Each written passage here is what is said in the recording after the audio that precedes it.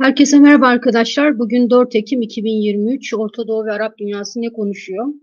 Gündemlerinde ne var programına hepiniz hoş geldiniz. Sesle ya da görüntüyle ilgili herhangi bir sorun var mı? Yoksa eğer ben son gelişmelerle birlikte bölge gündemine dair derlediğim haberleri aktarmaya başlayayım. Siz de bu arada chat kısmına başına büyük harflerle soru yazarak sorularınızı yazarsanız haberleri aktarmayı bitirdikten sonra zaten chat kısmına da bakacağım. Evet, şimdi son gelişme elbette Türkiye ile başlayalım arkadaşlar. Türkiye'nin biliyorsunuz önce bugün öğleden sonra akşam saatlerinde Dışişleri Bakanı Hakan Fidan'ın bir açıklaması vardı. Ve Irak ve Suriye'deki PKK, PYD, YPG merkezlerinin, üslerinin, işte tesislerinin bundan sonra Türkiye'nin hedefi olacağını belirtmişti bu açıklamasında Hakan Fidan. Aynı zamanda da üçüncü tarafların yani Amerika'nın ismini vermemekle birlikte Amerika'nın da bu noktalardan uzak durması yönünde bir ifade kullandı Hakan Fidan. Daha sonra MİT Müsteşarı'nın ve Savunma Bakanı'nın da olduğu bir güvenlik zirvesi gerçekleştirildi arkadaşlar. Yayına hazırlandığım, daha doğrusu yayına girmek üzereyken Savunma Bakanı Yaşar Güler'in açıklamasını da dinledim. Kısa bir kısmını dinleyebildim daha doğrusu. Ve Savunma Bakanı da yine Hakan Fidan'ın açıklamasını tekrar etti diyebiliriz. Bundan sonraki süreçte Türkiye'nin Irak ve Suriye'deki PKK, SDG, kısaca SDG diyoruz biz ama Türkiye'de YPG olarak bilinen yapılara yönelik saldırılarının giderek artacağı söylenebilir. Ama bu saldırılarla sınırlı kalmaz, geniş çaplı bir operasyona dönüşür mü? Şimdiye kadar bir operasyon ifadesini kullanan, sınır ötesi bir operasyon ifadesini kullanan olmadı en azından. Ama bunun da yavaş yavaş gündeme geleceği söylenebilir. Şimdi Ankara'daki saldırıyı gerçekleştirenlerin Suriye'de eğitim gördükleri ve Suriye'den geldikleri belirtiliyor. Hatta sosyal medyada bazıları ama işte sınırda duvar var, nasıl geldiler, nasıl geçtiler şeklinde sorular da soruyor. Arkadaşlar sınırda duvar var ama kaçakçılık durmadı, hala devam ediyor. Irak üzerinden de gelmiş olabilir. Dolayısıyla hani %100 resmi açıklamalar ne diyorsa ona uymak lazım anlamında söylemiyorum ama Suriye'nin kuzeyinden herhangi birinin kafaya koymuşsa Türkiye'ye gelmesi çok da zor bir şey değil. Ankara saldırısı ile ilgili soru işaretleri var mı? Var elbette. Hatta geçtiğimiz günlerde Tolga Şardan'ın yine T24'te yayınladığı güzel bir yazı vardı bununla ilgili. Şardan'ın kendi kaynaklarından, emniyet kaynaklarından derlediği soruları aktardığı bir yazıydı. O sorulara göre bakacak olursak eğer İçişleri Bakanlığı'nın da yine Ankara saldırısıyla ilgili bazı sorularının olduğunu görüyoruz.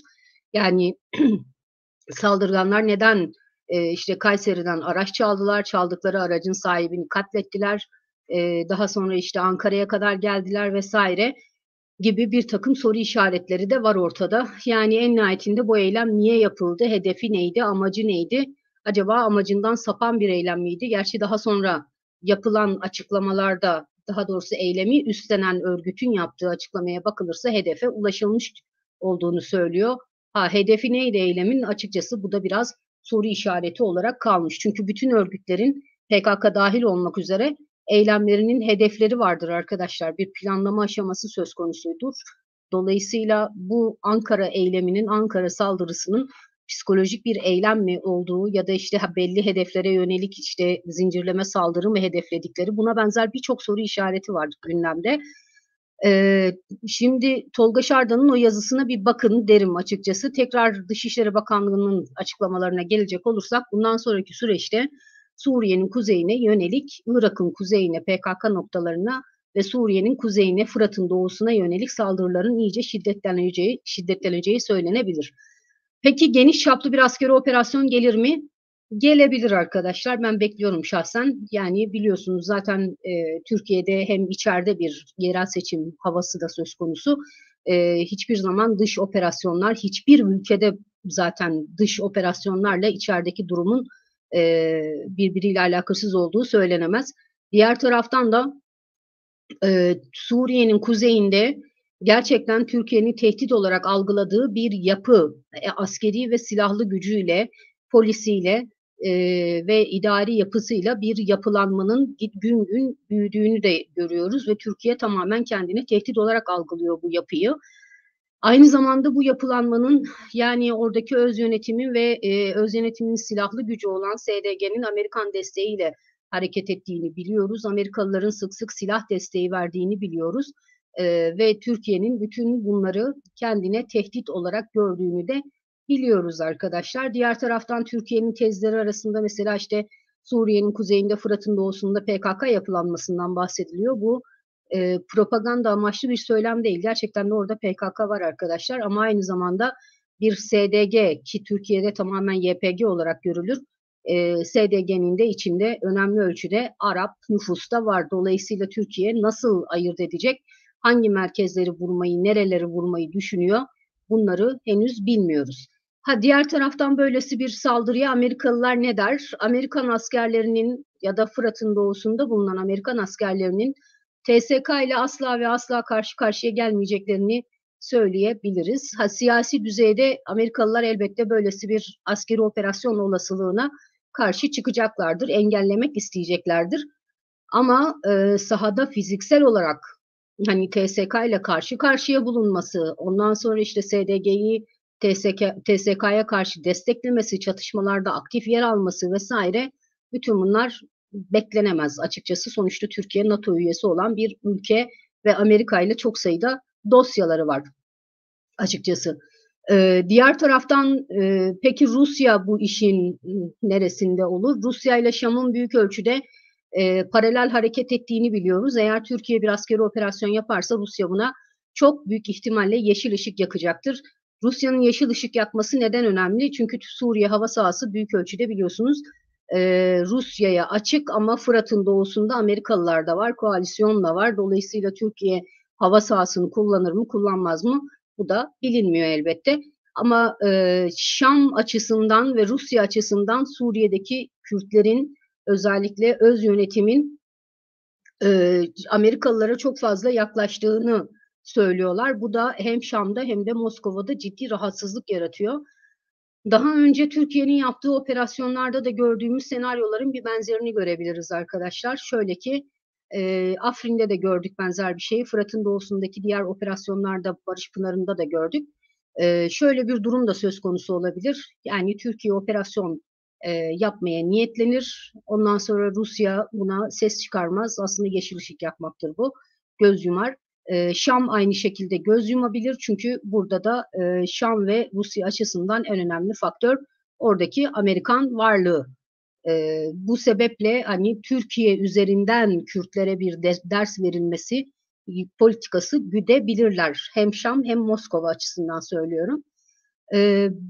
Bu süreçte peki ne olabilir? Amerikalılardan daha önceki operasyonlarda da Kürtler istedikleri desteği alamamışlardı arkadaşlar. Açıkçası abartılı taleplerinin olduğunu, abartılı beklentilerinin olduğunu söyleyebiliriz Kürtler açısından. En nihayetinde Amerikalılar da bölge politikası gütmek durumundalar. Bırakın Türkiye'yi, Rusya ile bile karşı karşıya gelmek istemezler Amerikalılar. Kürtler için özellikle. Hani çok daha büyük bölgesel bir güç olur orada. İşte tamam, ama Suriye'deki bir Kürt yapılanması hani risk alınabilecek kadar çok büyük bir müttefik olarak da görülmüyor. Yani sonuçta bir ülke değil oradaki öz yönetim varlığı. Ve bu sebeple de hani Amerikalılar da muhtemelen çok büyük destek vermeyebilirler Kürtlere ya da öz yönetime. Böylesi bir durumda ne olabilir? İşte farklı senaryolar var. Elbette ki böyle bir hani operasyon ihtimalinin ortaya çıkmasından sonra konuşmamız gereken senaryolar, ama daha önce ortaya çıkan, daha doğrusu daha önce gördüğümüz senaryolardan yola çıkarak şunu söyleyebiliriz. Hani Kürtler bir kere daha Şam'a yaklaşabilir, bir kere daha Şam'la Kürtler arasındaki müzakereler, görüşmeler başlayabilir. Ama ondan sonra tekrar bir kere daha süreç yavaşlayabilir, hafifleyebilir. Türkiye çok büyük çaplı bir operasyon yapar mı? Bir koridor oluşturacak kadar büyük operasyon yapar mı? Çok çok büyük bir operasyon ihtimali gözükmüyor arkadaşlar. Çünkü Türkiye açısından da hani sınırlı bir operasyon, Kürtlere ders verecek, tırnak içinde söylüyorum, Şam'ın ve Moskova'nın bakış açısı çerçevesinde Kürtlere ders verecek kadar bir operasyona herkes göz yumabilir. Şam'da, Moskova'da, İran'da göz yumabilir ama Suriye'nin kuzeyinde bir koridor oluşturmak, işte orada 30 kilometre kadar derinliğe inmek, 35 kilometre kadar derinliğe inmek, bunlar çok çok farklı şeyler. Dolayısıyla Türkiye eğer orada bir kuşak oluşturmak niyetiyle hareket ederse buna Rusya'da karşı çıkacaktır, İran'da karşı çıkacaktır, Şam'da karşı çıkacaktır elbette. Genel durum bu şekilde ve genel gidişata göre olasılıklar da bu şekilde arkadaşlar, ama bugünkü açıklamaları hem Dışişleri Bakanı Fidan'ın hem de Savunma Bakanı'nın açıklamalarını gerçekten ciddiye almak gerekiyor. Ve önümüzdeki günlerde bu çerçevede, yani bugün yapılan açıklamalar çerçevesinde bir takım gelişmelerin olması, çok şiddetli saldırıların gerçekleşmesi oldukça mümkün görünüyor. Şimdi bu konuyla ilgili sorulara bakalım. Ondan sonra bölge gündemini aktarmaya başlayacağım. Muharrem Palaz demiş ki Öcalan'a uygulanan tecrit nedeniyle Kandil'in ve PKK kendi başına hareket ettiğini söyleyebilir miyiz? Bu durum hem iç siyasette hem dışarıda sorunlar yaratacaktır. Son saldırıda nasıl bir amaç güdüyorlar anlamış değilim. Açıkçası son saldırının amacının ne olduğunu ben de anlamadım. Ben bir terör uzmanı değilim arkadaşlar. Sadece 20 küsur yıllık, yani 20 yılı geçti, gazeteciyim ve hani güvenlik muhabirliği de yaptım. Dolayısıyla hani terör örgütlerinin 3 aşağı 5 yukarı hedeflerinin, yöntemlerinin belirgin olması gerekiyor. Anlaşılabilir olması gerekiyor ama son Ankara saldırısında gerçekten hedef neydi? Ben de anlayabilmiş değilim. Diğer taraftan Öcalan'a uygulanan tecrit nedeniyle Kandil'in ve PKK kendi başına hareket ettiğini söyleyebilir miyiz? Evet, söyleyebiliriz arkadaşlar. Hani yine de işte büyük ölçüde kendi başlarına kararlar aldıklarını söyleyebiliriz. Bunun dışında bir de Suriye'nin kuzeyindeki öz yönetimin tamamen Kandil çerçevesinde hareket etmediğini de söyleyebiliriz. Kendi aralarında da zaman zaman sıkıntılar yaşayabiliyorlar. Sonuçta orada yerel aşiretler de var, Araplar da var, farklı görüşte olan Kürtler de var. Ama Suriye'nin kuzeyinde, Fırat'ın doğusunda bir PKK varlığından söz edebiliriz. Kandil usulü gittiler, oraya yerleştiler, her şeyi onlar yapıyorlar diyebilir miyiz? Bence diyemeyiz şu anda. Ama SDG'nin, özellikle de onun çekirdeğini oluşturan YPG'nin ve farklı birimlerinin, işte polis teşkilatının vesaire eğitimlerini PKK'nın verdiğini biliyoruz. Bu sır değil zaten. Ve Muharrem Palaz demiş ki seçimler yaklaşırken bu durum HDP'yi iyice yalnızlaştırıp terörizme destek veriyorlar konumuna itecektir. HDP'nin seçimde kazanacağı belediyelerin de bir anlamı olmayacak. Çünkü kayyum atanacak. HDP bu pozisyonu nasıl belirleyecektir? Açıkçası bilemiyorum arkadaşlar ama seçim zamanı, seçim yaklaştıkça zaten bu Kürt meselesi, ondan sonra terör meselesi vesaire iyice daha yoğun bir şekilde gündemimize gelecek. Orası kesin. Kürtler nasıl bir pozisyon belirler, HDP kendini nasıl konumlandırır, onu da bekleyip göreceğiz arkadaşlar. Çünkü HDP içinde de Türk siyasetinde de son seçimlerden sonra ciddi kaymalar söz konusu. Yani kimin ne yaptığı da belli değil. Bunu zaten biraz daha şartlar olgunlaşmaya başladıktan sonra bu işlerin uzmanı olan isimlerle de konuşuruz arkadaşlar. Bir gidişatı anlamaya çalışırız.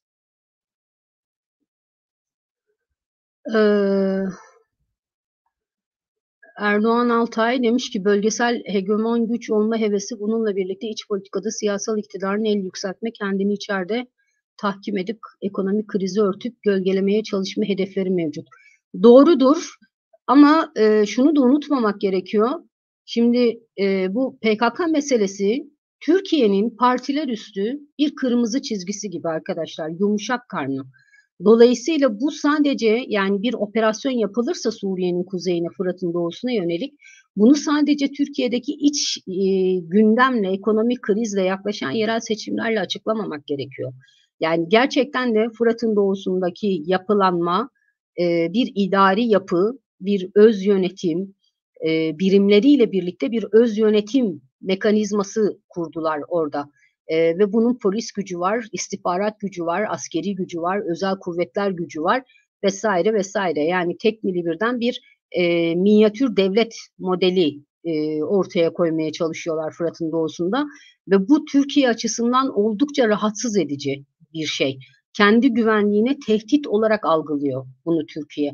Özellikle de işin içinde eğitmen düzeyinde de olsa, danışman düzeyinde de olsa, fark etmez rolü ne olursa olsun, çok hafif bile olsa PKK'nın varlığı Türkiye açısından alarm zillerinin çalmasına sebep oluyor. Dolayısıyla Türkiye'de hangi parti gelirse gelsin, bu benim şahsi kanaatim, hangi parti gelirse gelsin fark etmez. Yani Fırat'ın doğusundaki yapılanma partiler üstü bir devlet meselesi gibi algılanan bir durum. Evet, İlhan Bey demiş ki bu kadar ABD ziyareti yapılıyor. Operasyon konusunda ABD ile anlaşılmış olabilir mi? Ben zannetmiyorum İlhan Bey, açıkçası Amerikalıların evet buyurun gelin diyeceğini hiç zannetmiyorum. Çünkü zaten Amerikalıların orada SDG ile işbirlikleri söz konusu, IŞİD'e karşı ortak mücadele çerçevesinde koalisyonun öncü gücü zaten Amerikalılar. Epeyce de bir hem siyasi yatırım yaptılar hem askeri açıdan yatırım yaptılar SDG'ye, Kürtlere daha doğrusu Amerikalılar. Yani Türkiye'nin o bölgeye girmesini, kendi desteklediği grupları o bölgelere yerleştirmesini Amerikalılar kesinlikle ve kesinlikle istemezler. Amerikalılar da kendileri zaten SDG artı işte bazı Arap aşiretlerden vesaire küçük gruplarla farklı bir yapı kurmaya çalışıyor. Hatta bazen haberlerde görürsünüz, Amerikalılar Özgür Suriye ordusuyla şöyle yaptı, böyle yaptı. Karıştırmayalım. Oradaki Özgür Suriye ordusu Türkiye'nin desteklediği Özgür Suriye ordusu değil arkadaşlar. Amerikalılar da kendileri bir ÖSO kurdular. Bu ikinci yeni versiyon ÖSO. Ve sadece Amerikalılarla SDG ile birlikte hareket ediyor bu ÖSO. El Tenef üstünde özellikle üstleniyorlar. Ondan sonra Fırat'ın doğusunda Haseke başta olmak üzere birkaç yerde Amerikalıların çok yoğun bir şekilde faaliyetlerini sürdüğünü biliyoruz yerel kaynaklardan. Amerika özellikle de Irak-Suriye sınırının Suriye tarafına konuşlanmış durumda.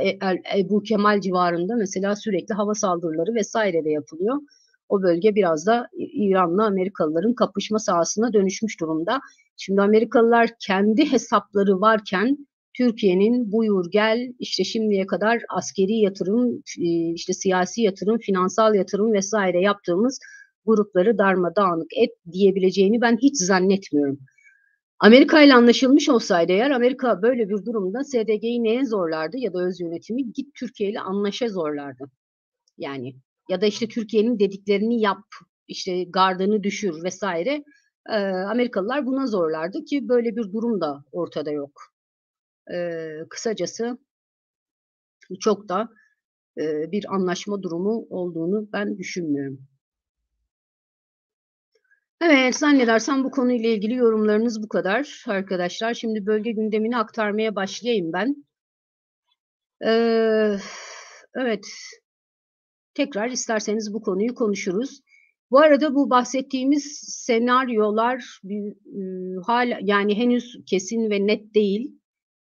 Olası senaryolardan bahsediyoruz. Daha önce yaşanmış olan askeri operasyonların ardından, çatışmaların ardından meydana gelen senaryolar üzerinden, yaşanan süreçlerin üzerinden olasılıkları konuşuyoruz şu anda. Onu da belirteyim arkadaşlar. Ama her halükarda Dışişleri Bakanı'nın ve Savunma Bakanı'nın bugün yaptığı açıklama Türkiye'nin artık gündemine Suriye'nin kuzeydoğusunun net kesin olarak girdiğini de gösteriyor. Böyle birkaç tane hava saldırısı, birkaç tane drone saldırısıyla sınırlı kalmayacağını da gösteriyor. Çok daha büyük bir şey geliyor gibi görünüyor arkadaşlar. Evet, şimdi İran'dan başlayalım bölge gündemini aktarmaya. Siz tabii bu konuyla ilgili, yani Türkiye'nin Suriye yönelik operasyonu ile ilgili görüşleriniz ve sorularınız varsa chat'e yazın lütfen. Haberleri aktarmayı bitirdikten sonra o konuyu tekrar konuşabiliriz isterseniz. İran'a gelelim. Arkadaşlar biliyorsunuz Mahsa Amini adlı genç bir kadın ahlak polisi tarafından darp edildikten sonra hayatını kaybetmişti ve İran'da 16 yaşında bir genç kızın ahlak polisi tarafından darp edildiğine dair bir takım görüntüler yayınlanmaya başladı. Genç kızın işte metroya binerken ya da metrodan inerken daha doğrusu çekiştirildiği, biri tarafından çekiştirildiği bir görüntü var. Sosyal medyada görmüşsünüzdür belki. Şimdi insan hakları örgütleri diyorlar ki bu genç kız darp edildikten sonra yoğun bakıma alındı diyorlar ve hatta yoğun bakımda olan bir genç bir kızın görüntüsü de var arkadaşlar ve insan hakları örgütleri İran'ı bu yönde suçluyorlar. İkinci Mahsa Amini vakası olabilir diyorlar arkadaşlar. Şimdi İran'la Suudi Arabistan arasındaki ilişkiler iyi olmasına karşılıklı işte büyükelçilikleri açtılar, işte karşılıklı olarak vizelerin kaldırılmasını konuşuyorlar vesaire vesaire. Son olarak İran ve Suudi Arabistan arasında bir maç da yapılacaktı. Ve bu maç ertelendi. Maçın ertelenmesinin sebebi de maçın oynanacağı daha doğrusu stadyumda devrim muhafızları eski komutanı Kasım Süleymani'nin heykelinin bulunması. Biliyorsunuz Kasım Süleymani Amerika'nın Bağdat Havalimanı'nda düzenlediği suikastle hayatını kaybetmişti. Suudi tarafı demiş ki Kasım Süleymani heykelini kaldırın, stadyumda, sporda daha doğrusu siyaset istemiyoruz. Eğer heykeli kaldırırsanız maça devam edebiliriz demişler ama İran tarafı bunu kabul etmemiş.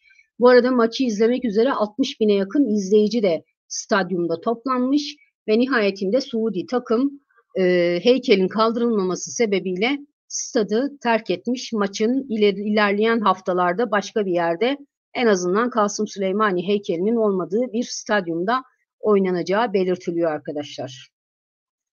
Irak'a gelelim.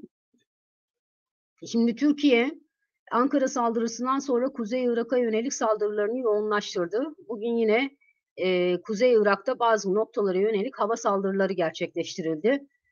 Hatta yine işte Ankara saldırısına karışanlardan birinin, bu arada onu da belirtmeyi unuttum ben, Haseke'de etkisiz hale getirildiği de belirtilmişti. Muhtemelen önümüzdeki günlerde bu saldırıların, hava saldırılarının, belki kara saldırılarının daha da artması beklenebilir. Hem Kuzey Irak'ta hem de Suriye'de. Diğer taraftan Suriye'nin ve Irak'ın özellikle kendi iç gündemleri var. Irak Kürdistan bölgesel yönetiminde çok ciddi bir yolsuzluk var arkadaşlar. Aslında Irak'ın bütününde var. Orta Doğu'nun tamamında var. Yani dünyanın en zengin ülkeleri olmaları gerekirken gayet maddi olarak ciddi sıkıntılar yaşanan, yüz binlerin yaşadığı coğrafyalar haline geldiler. Son olarak da Irak Kürdistan bölgesel yönetiminde 3 aydır maaş alamayan öğretmenler greve gitme kararı almışlar. Tam da okulların açıldığı bu günlerde, dolayısıyla aileler, veliler işte öğretmenlerle birlikte bir an önce maaşların ödenmesini istiyorlar. Bu arada maaşları kim ödeyecek diye Irak Kürdistan bölgesel yönetimiyle Bağdat arasında da bir sürtüşmedir gidiyor. Bir süredir bu sürtüşmenin de bir şekilde çözülmesi için de karşılıklı olarak heyetler gidip geliyor Irak Kürdistan bölgesel yönetimiyle Bağdat arasında.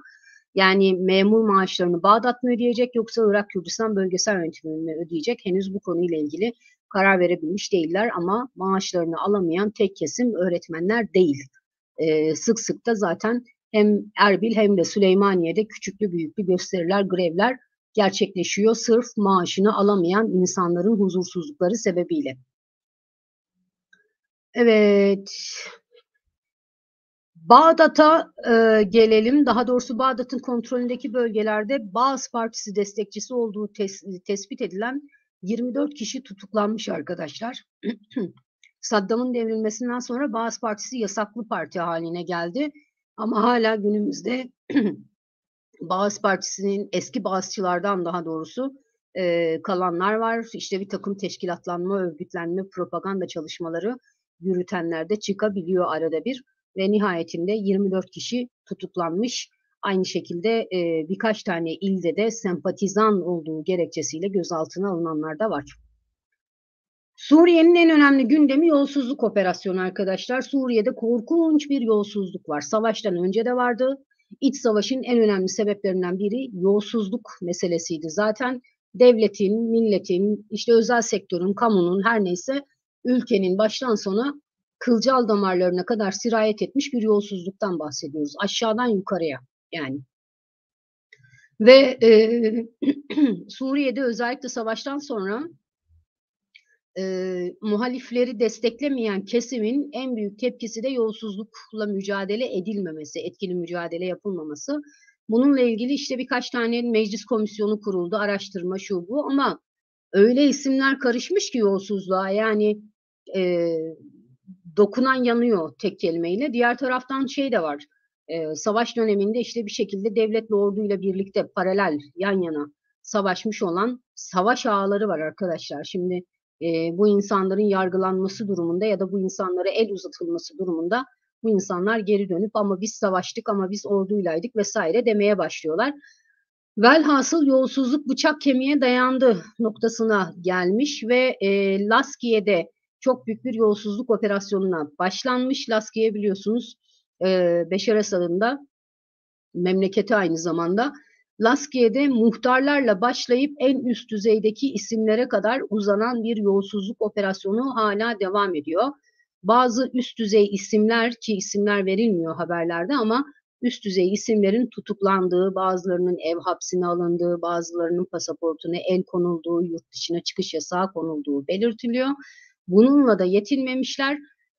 Bu kişilerin bir kısmının, yani yolsuzluktan zenginleştiği düşünülen kişilerin bir kısmının da mal varlığına el konulmuş ya da mal varlıkları dondurulmuş arkadaşlar. Bakalım Suriye'nin tamamına yayabilecekler mi yolsuzluk operasyonunu? Ve Lübnan'a geçiyoruz. Şimdi Lübnan'ın en önemli meselesi Cumhurbaşkanlığı krizi. Eski Cumhurbaşkanı Michel Aoun'un görev süresi yaklaşık bir yıl önce sona erdi. Ve Lübnan'da taraflar bir araya gelip de bir cumhurbaşkanı seçemiyorlar bir türlü. Nihayetinde 5 tane ülke, işte Suudi Arabistan, Fransa, Katar, İran gibi, Lübnan bir araya gelip işte bir cumhurbaşkanlığı seçilebilmesi için bir girişim başlattılar. Yani bu ülkelerle ne alaka, Lübnan'ın kendi kendine seçmesi gerekiyor cumhurbaşkanlığı diyenler olabilir. Arkadaşlar Lübnan böyle bir yer. Yani birçok ülkenin nüfuz alanı, nüfuz savaşı yürüttüğü bir yer Lübnan. Dolayısıyla bu adını saydığım ülkelerin hepsinin Lübnan'da bir şekilde nüfuz alanı var. Ve dolayısıyla Lübnan'ın tamamen çökmesini, tamamen siyasi bir boşluğa, uçuruma düşmesini bu ülkeler kesinlikle istemiyorlar. Kendi çıkarları doğrultusunda istemiyorlar zaten. Nihayetinde bu beşli girişim, 5 tane ülke önümüzdeki hafta veya bir sonraki hafta bir araya gelmesi bekleniyor. Ve işte Cumhurbaşkanlığı için ise birkaç tane isim gündemde. Bunların arasında Lübnan Genelkurmay Başkanı da var. Bu siyasetçiler de var. Bunların bir kısmına işte Fransa karşı çıkıyor, bazılarına Suudi Arabistan karşı çıkıyor vesaire.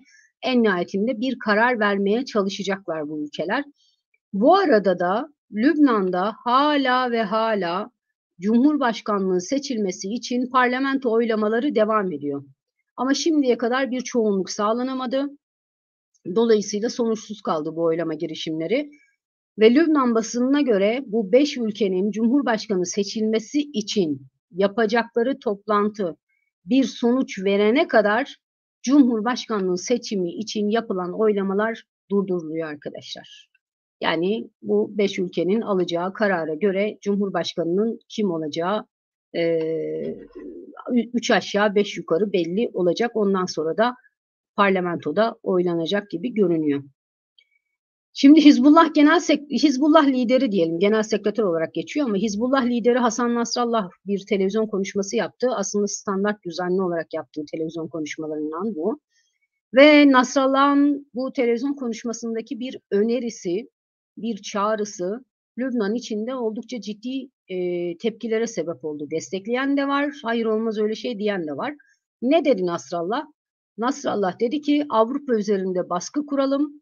En azından deniz yoluyla Avrupa'ya gitmek isteyenlere engel olmayalım. Yani kaçak göçmenler, Suriyeli, Lübnanlı, Filistinli, Iraklı, hatta yenilerde Afganlar, Pakistanlılar bu rota üzerinden, yani Lübnan'dan deniz yoluyla Avrupa'ya gitmek için açılıyorlar. Çok sayıda botta batıyor zaten sık sık.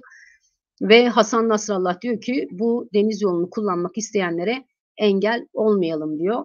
Şimdi destekleyenler diyor ki evet, Avrupa mültecilerin, göçmenlerin yükünü tamamen bize bıraktı ve biz de bu işin içinden artık ekonomik olarak da, siyasi olarak da, demografik olarak da çıkamıyoruz diyenler var. Diğer taraftan hayır bu savaş suçudur. Yani sayılabilecek bir eylemdir. Milis gibi hareket etmenin bir anlamı yok.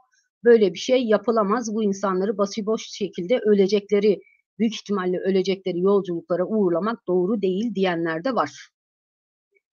Ve son haber Lübnan'dan. Arkadaşlar Lübnan'da çok ciddi bir ekonomik kriz var. İnsanların maaşları korkunç derecede dolar karşısında eridikçe eriyor ve bunun etkilediği, bu ekonomik durumun daha doğrusu etkilediği teşkilatlardan, sektörlerden biri de güvenlik teşkilatı. Yani haberlerden birine göre, Lübnan basınında yer alan haberlere göre polis teşkilatı personel bulamıyor arkadaşlar. İnsanlar polis olmak istemiyorlar çünkü polislerin zaten özlük haklarından önemli ölçüde törpülenmişti. Haklarının çoğunu kaybettiler ekonomik krizle birlikte. Diğer taraftan maaşları çok düşük. Bu sebeple hem yeni personel bulmakta zorlanıyor polis teşkilatı hem de istifalar, firarlar vesaireler dolayısıyla mevcut polis teşkilatı sayısı giderek azalıyor, personel sayısı. Evet, İsrail'e gelelim. Şimdi geçtiğimiz gün pazartesi günü aktarmıştım arkadaşlar. İsrail'de Yahudi yerleşimciler Batı Şeria'da bir zeytin çiftliğine saldırdılar. Zeytin ağaçlarını söktüler, toprağı da yaktılar. Aynı zamanda çiftçinin evini de yakmaya çalıştılar diye. Şimdi bu saldırıya uğrayan çiftliği İngiltere Dışişleri Bakanı ziyaret etmek istemiş ama İsrailliler buna engel olmuşlar. Bunun dışında bir de İsrail ile bölge ülkeleri arasındaki normalleşme süreçleri İsrail'in silah sanayisine oldukça yaramış görünüyor. İsrail silah satışını geçen yıla göre %25 artırarak bir rekor kırmış. Haaretz'in haberine göre. Ve özellikle de Ukrayna ve Arap ülkeleri yeni müşteriler arasında, müşteri sayısı da artmış zaten İsrail'in.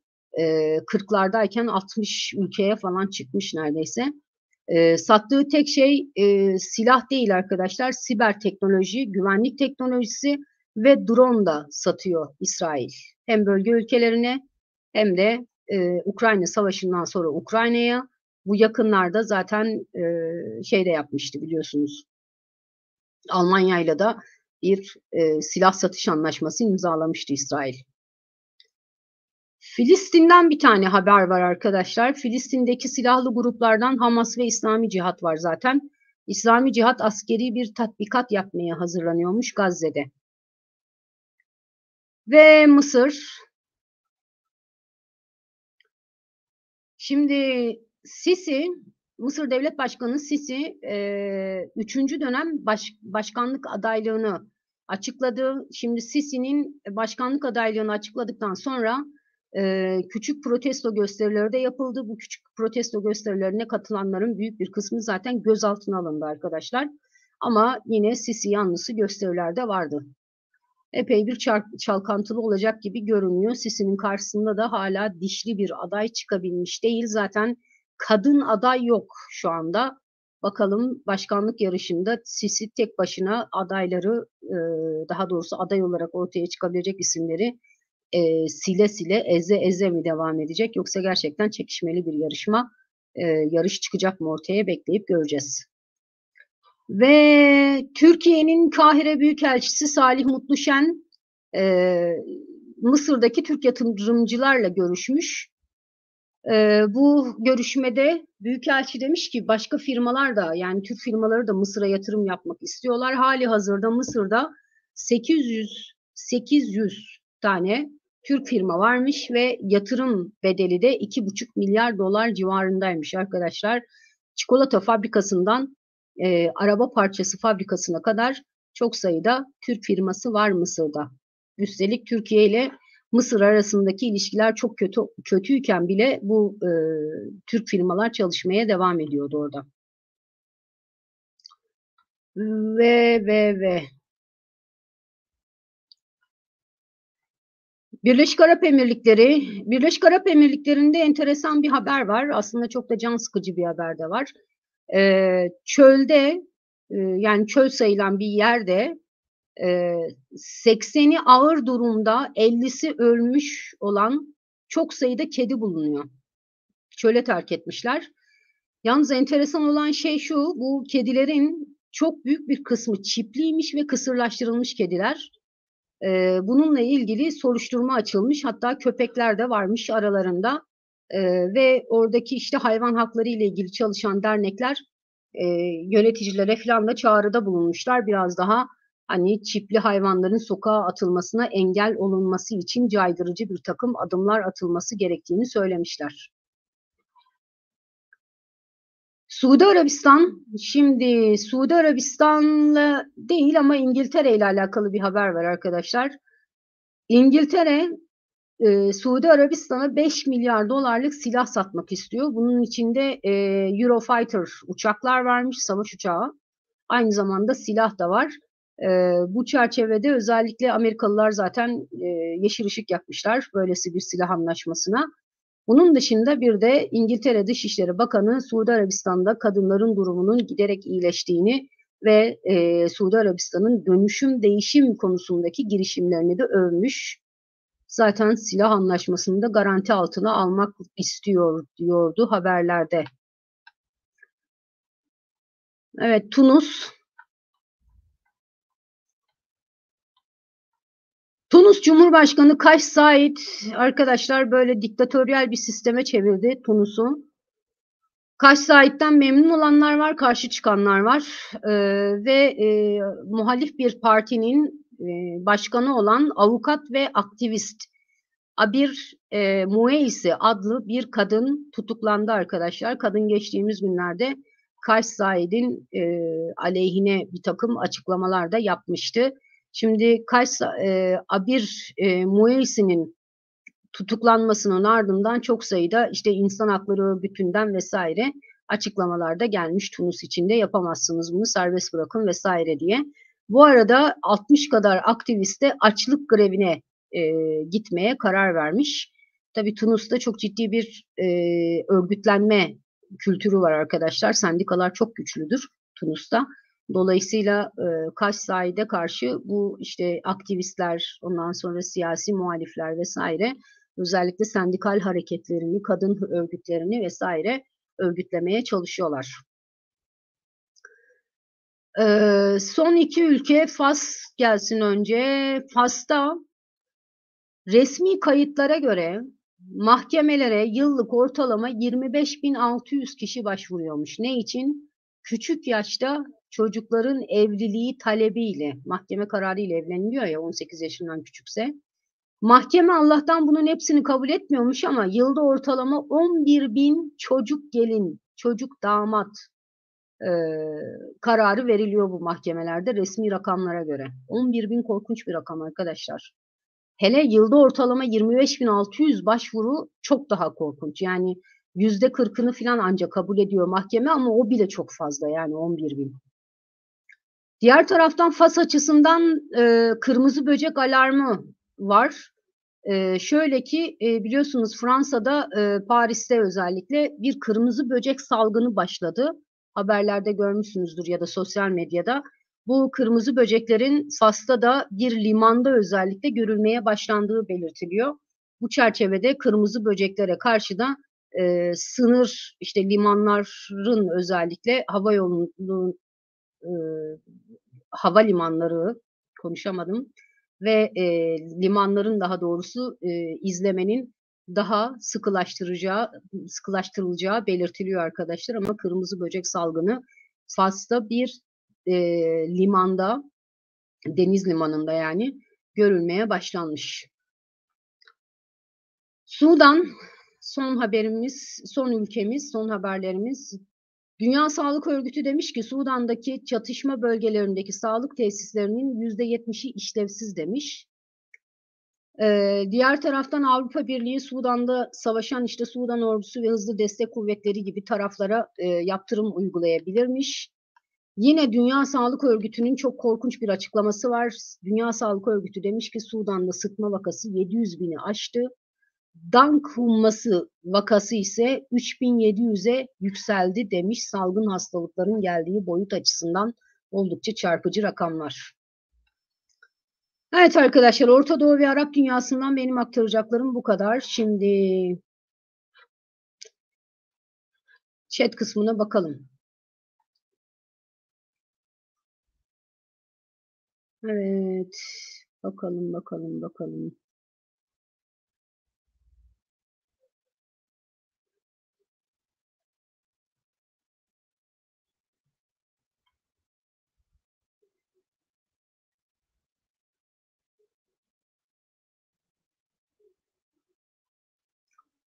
Evet arkadaşlar, zannedersem soru yok diye düşünüyorum.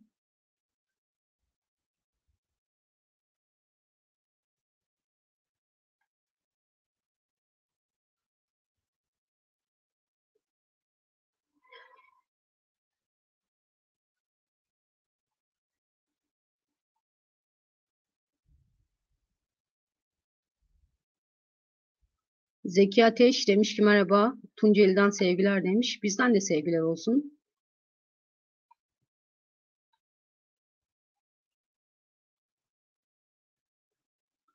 Evet arkadaşlar, sorunuz yok zannedersem. Var mı? Evet.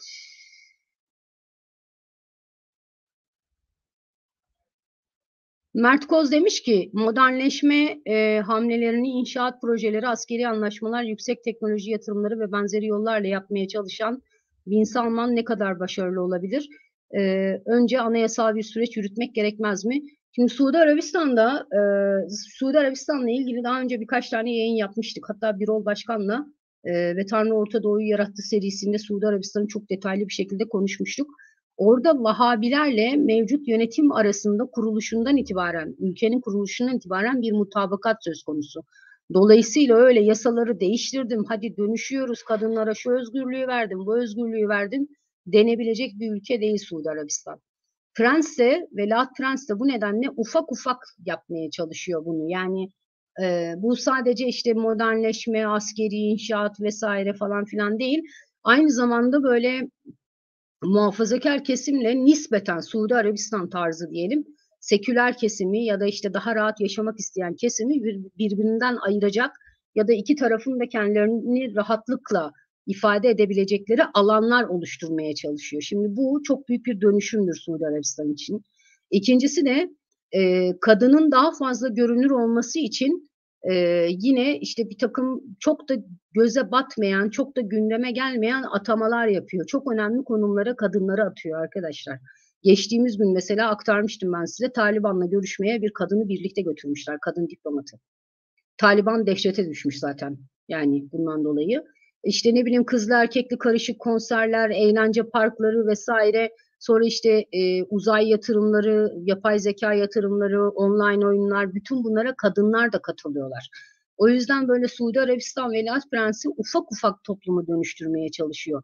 Tek bir seferde değiştiriyorum, dönüştürüyorum gibi bir emir vermek Veliaht Prensi de aşar. Açıkçası böyle.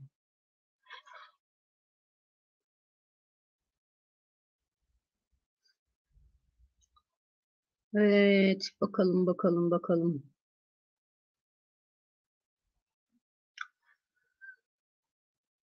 Soru demiş Muharrem Palaz, Orta Doğu'daki bu görüşmelerin en çok kazananı Suudi Arabistan ve İsrail diyebilir miyiz? Diyebiliriz kesinlikle. Şu anda hatta herkesin gözü Suudi Arabistan'da ve Körfez ülkelerinde arkadaşlar. Onu da ayrıca bir kenara not edin. Yani İlhan Bey demiş ki İsrail'de yapay ceninle ilgili başka haberler geldi mi? Görmedim. Görürsem aktarırım ama. Sefa Yücel, oraların Hüdapar'ı, YRP'si yok mu? Onları nasıl ikna ediyor? Nerenin? Tunus'un mu? Tam anlamadım soruyu.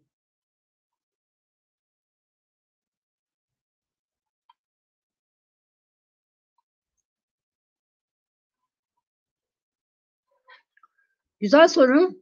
İlhan Bey demiş ki İsrail Arap ülkelerine silah satarken bu silahların kendisine karşı kullanılmayacağına nasıl emin olabiliyor? Silah satıyor, teknoloji paylaşmıyor ki. Öyle bir şey var arkadaşlar. Daha doğrusu aslında ilişkiler görünenden daha iyi o zaman. Evet, ilişkileri çok iyi. Silah satın alan ülkeler özellikle İsrail'den silah satın alan Arap ülkeleriyle İsrail arasındaki ilişkiler çok iyi. İkincisi şöyle bir şey de var. Yani Arap dünyasında İsrail'i ortak bir tehdit olarak gören, işte İsrail'e karşı topyekün bir savaşa girişmeye niyeti olan herhangi bir ülke yok. Suriye bile bu noktada değil. Üçüncü ve en önemlisi de şöyle bir şey var. E, özellikle de bu son dönemde işte Suudi Arabistan'la vesaireyle İsrail'in yakınlaşması ile birlikte silah anlaşmaları ülkeleri diplomatik ilişkilerden çok daha fazla yakınlaştırır arkadaşlar. Silah sattığınız, silah satın aldığınız ülkeyle savaşmazsınız. Çok çok böyle bıçağın kemiğe dayanması gerekir. Ve en önemli noktalardan biri de şu, elbette ben şimdiye kadar haberlerde teknoloji paylaşımını görmedim. Yani uçağı satıyor doğru, ama Suudi Arabistan atıyorum o uçağın İngiltere'den alıyorsa ya da işte ne bileyim Birleşik Arap Emirlikleri herhangi bir işte casus yazılım satın alıyorsa İsrail'den, onun teknolojisini, anahtarını İsrail teslim etmiyor karşı tarafa zaten.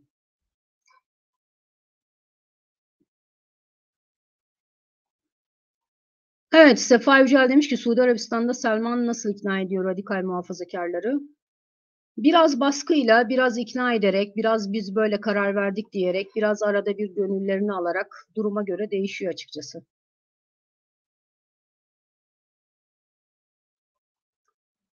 Evet, Cem Yıldız demiş ki Afganistan'dan nedense artık hiç ses çıkmıyor. En son İran ile kriz oldu. Onun dışında Taliban'dan bahseden yok. Doğru, aslında arada bir Orta Doğu ülkesi değil ama yani şey yapılabilir. Ben arada bir yayınları alabilirim aslında. Afganistan'da da gelişmeler var arkadaşlar. Evet, Mert Koz demiş ki Müslüman kardeşlerin Tunus siyasetinde köşeye itildiği bir süreç yaşanmıştı. Şeriatçıların veya aşırıların ülke siyasetindeki mevcut görünümü nedir? Açıkçası mevcut Kaş'sa ait hepsinin kökünü kazıdı neredeyse. Siyasette falan yoklar. Zaten Nahda Hareketi'nin eski lideri en son bir iki gün önce açlık grevine gireceğini de söylemişti. Önemli bir kısmı ya ülke dışına kaçtı ya da pasaportlarına el kondu, hiçbir yere gidemiyorlar. Dolayısıyla Müslüman kardeşler oldukça kan kaybetti Tunus'ta. Onu kesin olarak söyleyebiliriz.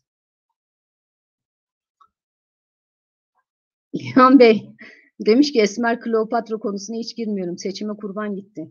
Valla Mısırlılar bile unuttu demek ki İlhan Bey. Denk gelsem aktaracağım ben size. Serdar Türk. Orta Doğu'da dini görüşler herhalde değil mi? Etkisini kaybediyor mu? Orta Doğu çok geniş bir coğrafya arkadaşlar. Dolayısıyla dini görüşten kastınız tam olarak ne? Onu bilmiyorum. Dolayısıyla bu soruya zaten bu yayında hani derli toplu bir yanıt vermek çok mümkün değil. Onu da söyleyeyim yani.